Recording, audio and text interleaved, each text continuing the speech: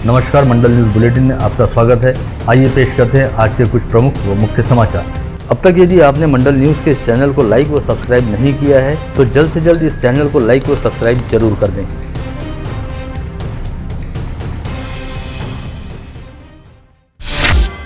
आगामी दिसंबर 2021 से फरवरी 2022 की कालावधि के दौरान कार्यकाल खत्म होने वाली राज्य की सभी नगर परिषदों व नगर पंचायतों तथा नवनिर्मित नगर परिषदों व नगर पंचायतों में प्रभाग रचना का कच्चा प्रारूप तैयार करने का काम आगामी 23 अगस्त से शुरू किया जाएगा। इस बारे में राज्य निर्वाचन आयोग द्वारा आज शुक्रवार 20 अगस्त को ही एक अधिसूचना जारी की गई है, जिसमें मुंबई शहर व मुंबई उपनगर जिले को छोड़कर राज्य के सभी जिले के जिलाधीशों को प्रारूप प्रभाग रचना का कच्चा प्रारूप तैयार करने के संदर्भ में निर्देश दिया गया है। वाशिम जिले के दौरे पर आए भारतीय जनता पार्टी के पूर्व सांसद किरीट सोमैया के वाहन पर यहां जबरदस्त पथराव किया गया। साथ ही किरीट सोमैया पर स्याही फेंकने का भी प्रयास किया गया। वाशिम यवतमाल संसदीय क्षेत्र की सांसद भावना गवली के बालाजी पार्टिकल बोर्ड कारखाने में 100 करोड़ रुपए का घोटाला होने का आरोप भाजपा नेता सोमैया द्वारा लगाया गया था। साथ ही वे इस कारखाने का प्रत्यक्ष मुआयना करने हेतु मुंबई से वाशिम पहुंचे थे, जहां पर सेना सांसद भावना गवली के समर्थकों द्वारा किरीट सोमैया को काले झंडे दिखाने के साथ ही उनके काफिले पर पथराव किए जाने का आरोप है। इस घटना के बाद किरीट सोमैया यहां पर बिना रुके आगे निकल गए और सीधे शिकायत दर्ज कराने हेतु रिजर्व पुलिस थाने पहुंचे। वहीं दूसरी ओर सेना सांसद भावना गवली का कहना रहा कि इस घटना से उनके कार्यकर्ताओं व शिव सैनिकों का कोई लेना देना नहीं, बल्कि क्षेत्र के संतप्त किसानों ने भाजपा नेता को देखकर अपनी भावनाएं व्यक्त की।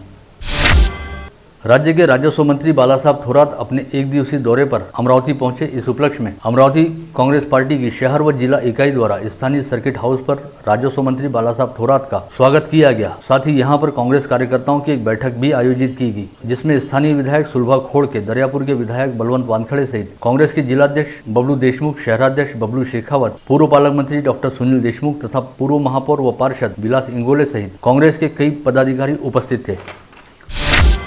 शहर कांग्रेस कमेटी के इतिहास में इस बार कांग्रेस कमेटी की सबसे बड़ी और जंबो कार्यकारिणी बनने जा रही है, जिसमें करीब 300 पदाधिकारी व सदस्यों का समावेश रहेगा। ऐसी जानकारी सामने आई है। करीब 4-5 माह पहले मनपा के नेता प्रतिपक्ष बबलू शेखावत को कांग्रेस का शहराध्यक्ष नियुक्त किया गया था और शेखावत ने करीब 100 लोगों के नामों का चयन करते हुए शहर कांग्रेस कमेटी की कार्यकारिणी बनाने का प्रस्ताव प्रदेश कांग्रेस कमेटी के पास भेजा था। लेकिन करीब 2.5 माह पहले पूर्व पालक मंत्री डॉक्टर सुनील देशमुख 12 वर्ष के निर्वासन पश्चात एक बार फिर कांग्रेस में लौट आए। ऐसे में शहर में कांग्रेस की स्थिति में बड़ा बदलाव हुआ। शहराध्यक्ष बबलू शेखावत ने खुद ही प्रदेश कार्यकारिणी को पत्र लिखकर अपने प्रस्ताव को रुका दिया। पश्चात शहराध्यक्ष बबलू शेखावत व पूर्व पालक मंत्री डॉक्टर सुनील देशमुख के बीच एक बैठक हुई, जिसमें कई नए और पुराने लोगों को पार्टी में शामिल करने एवं कार्यकारिणी में भी समाहित करने के बारे में विचार विमर्श हुआ। पश्चात डॉक्टर सुनील देशमुख की ओर से करीब 200 नामों की लिस्ट तैयार की गई, जिसे कांग्रेस शहराध्यक्ष शेखावत को सौंपा जाएगा। वहीं शेखावत द्वारा पहले से 100 लोगों की सूची तैयार की गई है। ऐसे में अब कुल 300 लोगों का समावेश रहने वाली जंबो कार्यकारिणी बनाई जाएगी, जिसकी घोषणा जल्द ही हो सकती है। आगामी फरवरी 2022 में अमरावती महानगरपालिका के मौजूदा पार्षदों का कार्यकाल खत्म होने जा रहा है। ऐसे में सभी राजनीतिक दलों व चुनाव लड़ने के इच्छुकों द्वारा अभी से अपनी तैयारियां शुरू कर दी गई हैं। इसी के तहत जिले की सांसद नवनीत राणा तथा बडनेरा निर्वाचन क्षेत्र के विधायक रवि राणा के नेतृत्व वाली युवा स्वाभिमान पार्टी द्वारा भी पूरी मजबूती के साथ चुनावी मैदान में उतरने की तैयारी की जा रही है। विधायक रवि राणा के प्रतिनिधित्व वाले बडनेरा निर्वाचन क्षेत्र में अमरावती महानगरपालिका के 20 वार्ड आते हैं, जहां से 20 पार्षद चुने जाते हैं। यह मनपा की कुल सदस्य संख्या के लिहाज से 1/4 आंकड़ा है, जो काफी मायने रखता है। इस बात के मद्देनजर विधायक रवि राणा ने आगामी चुनाव को देखते हुए अभी से तैयारियां शुरू कर दी हैं और कोर कमेटी सहित चुनाव लड़ने के इच्छुक अपने पदाधिकारियों व कार्यकर्ताओं के साथ वे करीब 3-4 दौर की बैठकें भी कर चुकी हैं। इसके अलावा अमरावती विधानसभा क्षेत्र में शामिल अन्य कई प्रभागों में भी युवा स्वाभिमान पार्टी के जितने भी सक्रिय कार्यकर्ता हैं, उन्हें इस बार मनपा चुनाव में पार्टी की टिकट मिल सकती है। महाराष्ट्र जीवन प्राधिकरण के कार्यालय में आयोजित बैठक में विधायक रवि राणा ने कहा कि बारिश के मौसम दौरान नदी नालों में बाढ़ आती है और कई इलाकों के पाइपलाइन में लीकेज रहने की वजह से लोगों के घरों तक नलों से मटमैले पानी की आपूर्ति होती है, जिसमें कई तरह के संक्रामक जीवाणु और विषाणु रहते हैं। ऐसे में बेहद जरूरी है कि जलापूर्ति करने वाली पाइपलाइन में कहीं पर भी किसी भी तरह का कोई लीकेज न रहे। शहर सहित जिला वासियों को जीवन प्राधिकरण द्वारा शुद्ध एवं साफ पानी की आपूर्ति की जाए। महानगरपालिका में ठेका पद्धति से मनुष्य संसाधन मुहैया कराने का ठेका इटकाउंस ई सॉल्यूशन नामक नोएडा स्थित एक एजेंसी को सौंपा गया है, जिसे लेकर मुंबई उच्च न्यायालय की नागपुर खंडपीठ ने निगमायुक्त प्रशांत रोडे को एक नोटिस भेजी है, जिसके जवाब में आवश्यक दस्तावेज प्रस्तुत करने के लिए मनपा प्रशासन को 25 अगस्त तक की मोहलत दी गई है। विगत कई दिनों से पेट्रोलियम पदार्थों में होने वाली दर वृद्धि अपने ही स्थान पर रुकी हुई है और पेट्रोल के दाम प्रति लीटर 109 रुपये 27 पैसे प्रति लीटर के स्तर पर स्थिर हैं। वहीं इस समय डीजल के दाम 98 रुपये 32 पैसे प्रति लीटर हैं। डीजल के दामों में विगत 3 दिनों के दौरान 60 पैसे प्रति लीटर की कमी आई है।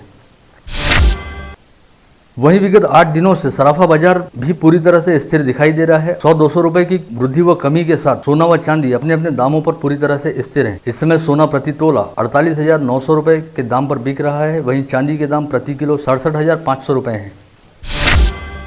अकोला जिले की पाथुर तहसील अंतर्गत वाहल गांव निवासी दत्ता फाल्के नामक व्यक्ति का परिवार ग्राम सचिव की लापरवाही के चलते विगत 5 दिनों से खुले आसमान के नीचे रहने के लिए मजबूर है। यह बात पता चलते ही प्रहार जनशक्ति पार्टी द्वारा इस परिवार के लिए नया घर बनाकर देने का संकल्प किया गया। साथ ही पाथुर के तहसीलदार दीपक बाजड़ ने भी अपनी ओर से पहल करते हुए गत रोज इस परिवार के रहने की पर्यायी व्यवस्था की। साथ ही परिवार को तत्काल 5,000 रुपये नगद सहित किराना व अनाज की सहायता भी प्रदान की, जिससे परिवार को कुछ राहत मिली है। विगत 13 अगस्त को वाहल गाँव निवासी 12 वर्षीय सानिका फाल्के की सर्पदंश के चलते मौत हो गई थी और दूसरे दिन घर के बच्चों को घर में एक बार फिर सांप दिखाई दिया, जिसके बाद सांप को खोजने के चक्कर में गांव के कुछ लोगों ने घर की मिट्टी से बनी दीवारों को तोड़फोड़ कर गिरा दिया, किंतु सांप तो कहीं दिखाई नहीं दिया। लेकिन इस चक्कर में दत्ता फाल्के का परिवार खुले आसमान के नीचे आ गया।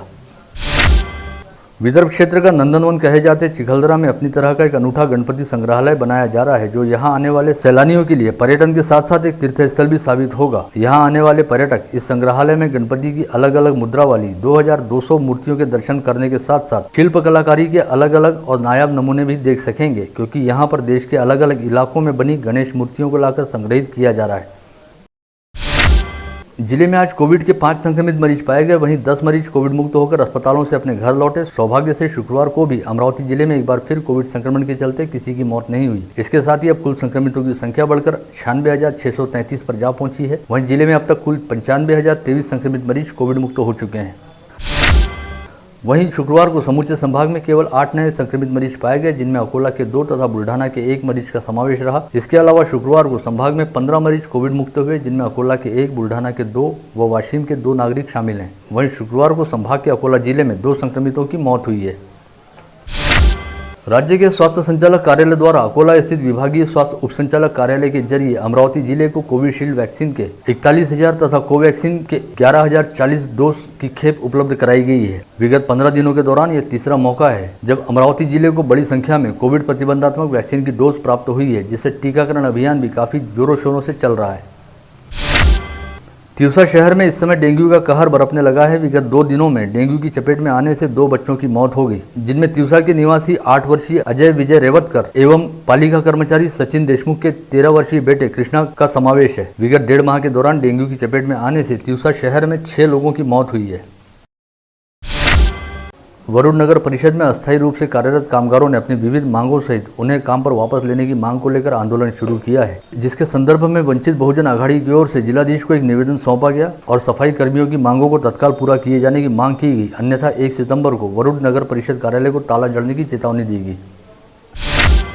अमरावती जिला शिक्षा संस्था संघ की ओर से शिक्षा उप संचालक को निवेदन सौंपते हुए बिंदु नामावली को प्रमाणित कराकर देने के संदर्भ में निवेदन सौंपा गया।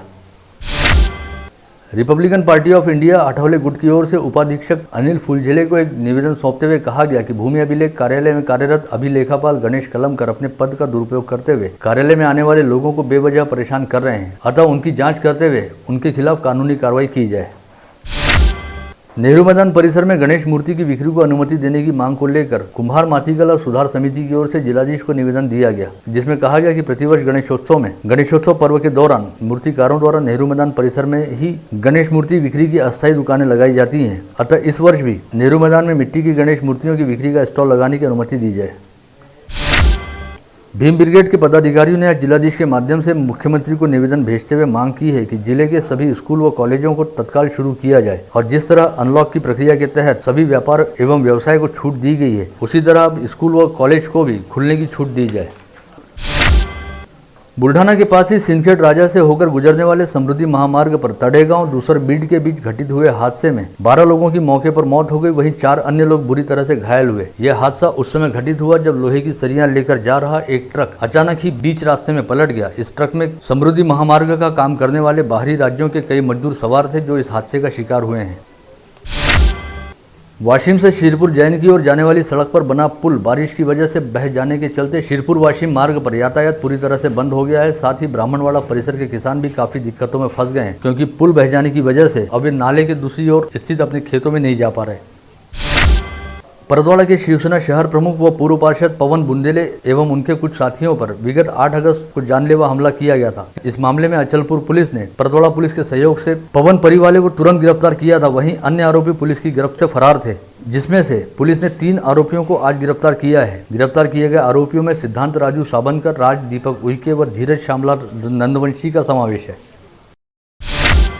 गत रोज स्थानीय राजापेट पुलिस थाने के लॉकअप में सागर श्रीपतराव ठाकरे नामक 24 वर्षीय युवक ने हवालात में रहने के दौरान अपनी शर्ट से फांसी का फंदा लगाकर आत्महत्या कर ली थी, जिसके बाद पुलिस के खुफिया विभाग यानी सीआईडी द्वारा इस मामले की जांच करनी शुरू की गई है। इसके तहत सीआईडी ने गत रोज जहां राजापेट पुलिस थाने के सीसीटीवी कैमरे के फुटेज व दस्तावेज खंगाले, वहीं अब पुलिस ने अपनी जाँच को फ्रेजरपुरा पुलिस थाने पर केंद्रित किया है, जहाँ से इस मामले की शुरुआत हुई थी। फ्रेजरपुरा पुलिस द्वारा ही सागर ठाकरे को अपहरण व बलात्कार से संबंधित धाराओं के तहत गिरफ्तार किया गया था और पुलिस कस्टडी रिमांड के तहत राजापेट पुलिस थाने के लॉकअप में लाकर उसे रखा गया था।